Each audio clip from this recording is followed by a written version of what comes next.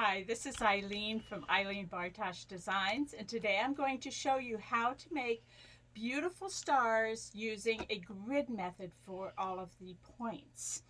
This quilt is, let me get my numbers, 64 by 81. It has 63 stars. This quilt is 31 by 40.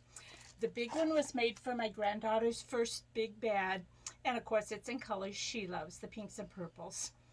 I'm not that fond of pinks and purples, so I made my version scrappy and in red, blacks, and whites. Isn't it gorgeous? So to do this pattern, or this quilt, you need the pattern. You need papers for foundation piecing. I carry these on my website, but you're welcome to use any other papers you might have, other brands. And then I also have kits for the scrappy size, which includes the pattern, and that size is 31 by 40. If you wanted to make it bigger with two kits, you would get 40 by 62, and with four kits you'd get 62 by 80. Or you could add your own fabrics if you have colors like that, and we all have colors. So to start, you open your pattern, and the back page is a grid that you need to copy, one for each star. And then the paper is ready to go, one per star. Fabric, from the red and the white on the scrappy, you need 8 by 12 pieces, one for each star. And because it's scrappy, 12 different reds, 12 different whites with blacks. And on this quilt, I've sized it for fat quarters. You need 14 print fat quarters and 6 solid fat quarters to do that one. So when you're cutting your 8 by 12, I'm going to work on this size today. You need to cut a square from the red, 7 by 7, and then 2 strips 2 inches wide that then cut to 4.5 inch 2 pieces, and then 2 1.5 inch pieces. And the white, again, a 7 by 7, a 2.5 inch strip to cut into squares, 2.5 by 2.5, and a 1.5 inch strip to cut into 1.5 inch squares. Those we'll use later, and you'll see where. Technically, you only need 7 inches, so if you have a scrap that's 7 by 12, you should be fine, but I've sized it for 8 inches so that you have a little extra. So the first thing you do is put your fabrics, the red and your background fabric, or the star and the white fabrics, right sides together, and then you put your grid. Now I've trimmed down the grid so that I don't have to deal with all the paper on the outside. Put in a couple of pins so that it doesn't shift, and then I tell you what to do with it. There's a sewing line, that's the dotted line. There's cutting lines, or the solid. So you start sewing, sew, and end here, and I usually back stitch a couple of stitches.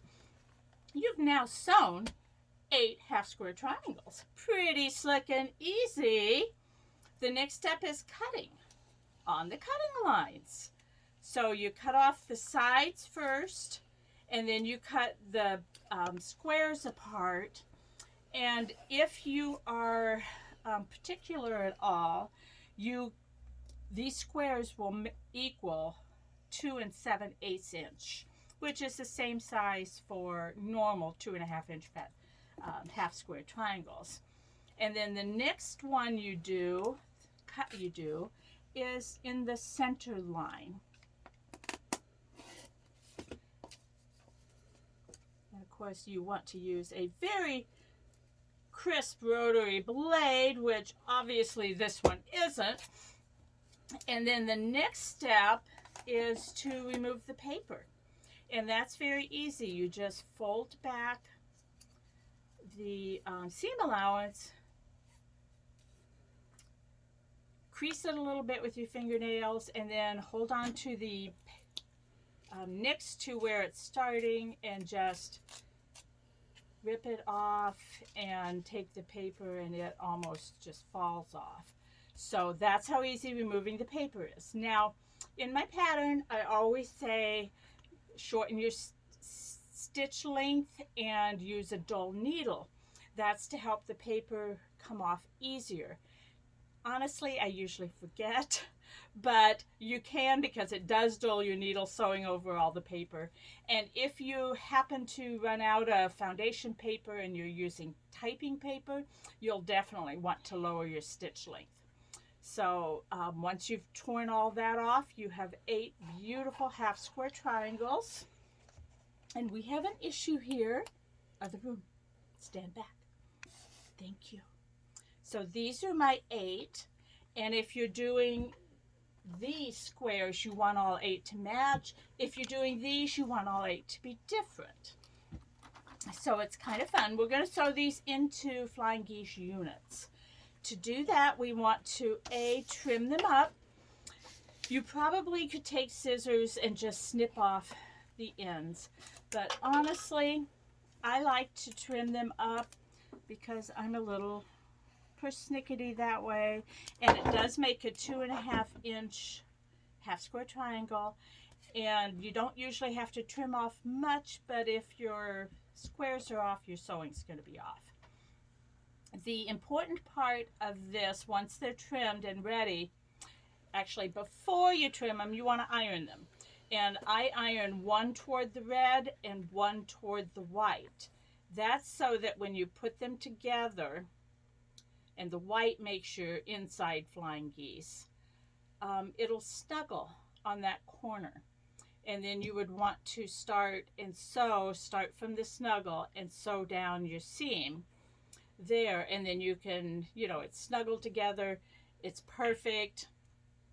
And you can iron that seam either way you want, because it's not going to be running across any other seams, so it doesn't matter.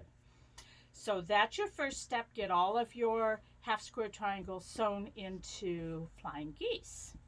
And you do want the white to be the flying geese toward the center. The next step is to make the center. These are the pieces we cut out of that 8 by 12 piece. And you start by sewing the 1.5 inch square to the 1.5 by 2 inch squares. Open it up, sew the other one, open it up, and then sew on the top 2 by 4.5 inch square. And if you've done your seam allowances right, it'll be perfect. If not, you can take your trusty little 5-inch ruler and trim it to 4.5 by 4.5 if needed. Now you'll notice I did all of the seam allowances away from the center on this block. So you need one center on this quilt matching each of the stars, and on this quilt a red center that doesn't match all of your stars. And then we will put the blocks together. We're actually doing partial blocks. If you'll notice, this star and this star are sharing a 2.5 inch square. Everywhere you go, they're sharing. This is a very sharing quilt. And because of that, we don't sew the full block together and go away, because, oh, wait, it's a little more difficult that way. So you take your center and sew the 2 sides on. And again, this doesn't matter which way you pressed it. Sew this side on, and then you'll take 2 of the squares you made that either are white or don't match up there. Sew these to your flying geese unit, and then sew the whole unit together. You will have 1 extra flying geese. On this quilt, you want to keep it with the rest of the block. On this one, it doesn't matter because it's scrappy, so just put it in a pile for later. And then you have a beautiful pressed, trimmed to 6.5 by 8.5. And your next step is to sew that extra flying goose to a center. As I say, the centers are black on here and they're matching on here. I did all of the centers solid throughout that quilt because they'll go together. You'll lay them out on a design wall. You definitely need it for this solid quilts, because you'll have to match here, and then another star goes here, and another center goes here that matches that one. And you lay it all out so you like the color arrangement, like the way the colors blend, the balance of the colors. If you have too much lights in one side and too many darks in one side, whatever makes you happy when you look at it, and then you sew it together. Now there is, in the pattern, there are pictures of how to sew it together, where to add your extra 2.5-inch squares and your corner triangles and your setting triangles, so that it becomes very easy. You sew it all together and you've got a gorgeous quilt. So if you have questions for me or comments, you can find me at ilenebartos.com. And if you finish one of these projects, I would love to see a picture, and we could post that on my blog. Thank you for joining me today.